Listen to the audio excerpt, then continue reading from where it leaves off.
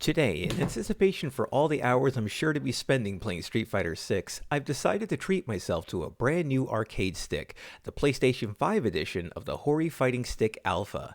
At the cost of $200, this box of buttons will be replacing my worn, beaten, and bruised MadCatz Tournament Edition 2, or TE2 for short, arcade stick that I've been using for 13 whole years across a variety of fighting games, from Street Fighter 4 to Marvel 3, Injustice to Tekken, Guilty Gear to Soul Calibur.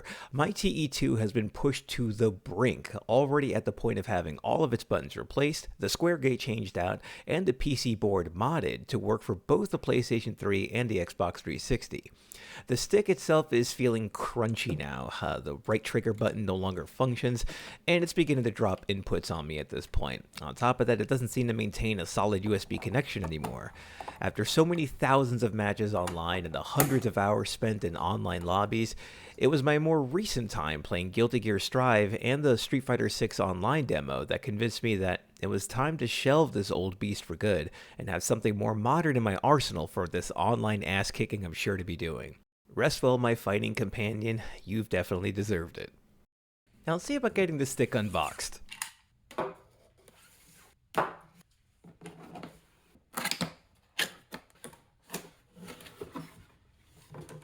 Nice packaging and great protection inside of this. Got an instruction manual that I don't really need because I just want to get to this bad boy.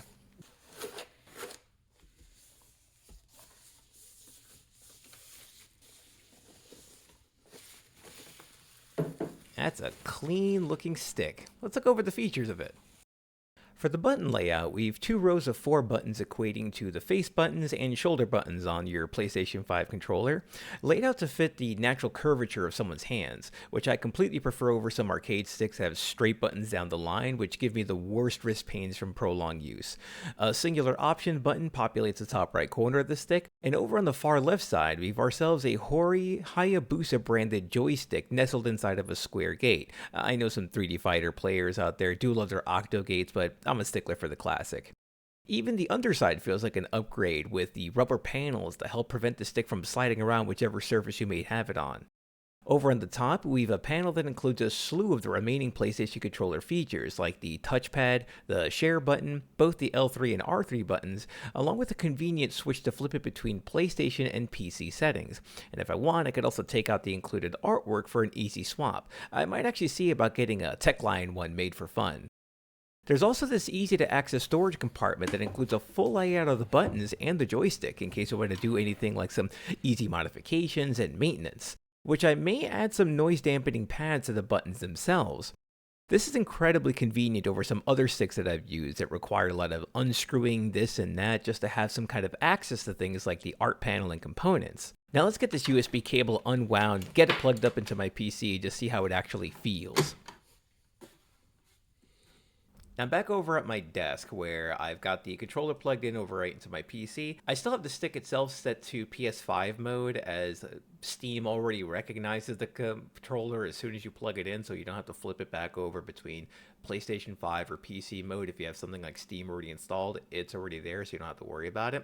So as soon as I plugged the controller in and pressed the PlayStation home button, it brought up Steam in its big picture mode, which is great because that's fine, especially when you're trying to navigate through a controller on your PC. But let's just go ahead into the controller configuration. There really shouldn't be anything you have to do. It should just be plug and play, especially with Steam devices.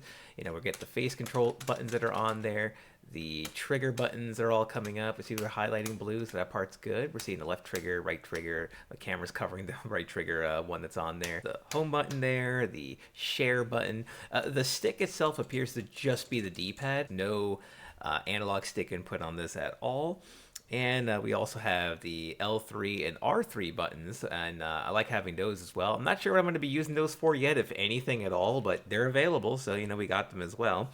We do see that the touchscreen that's on it is fully functional. I could probably use it like a mouse, and it looks like it's also able to press from there. So all that's pretty much working and good to go there. So let's just see if we can hop into something.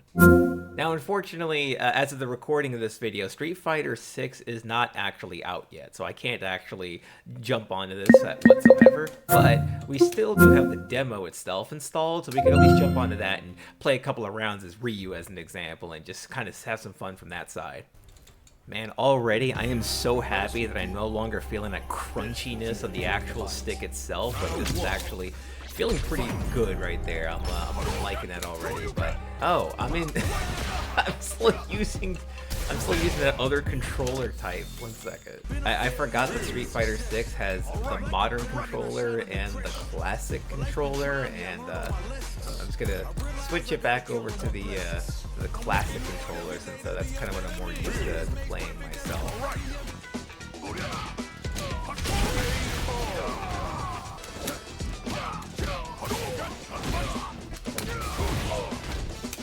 Oh, it feels so good.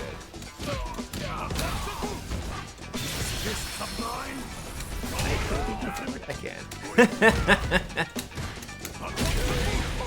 Alright, my combos are ass right now, but that's completely fine. I just want to make sure that this stick feels good in my hands.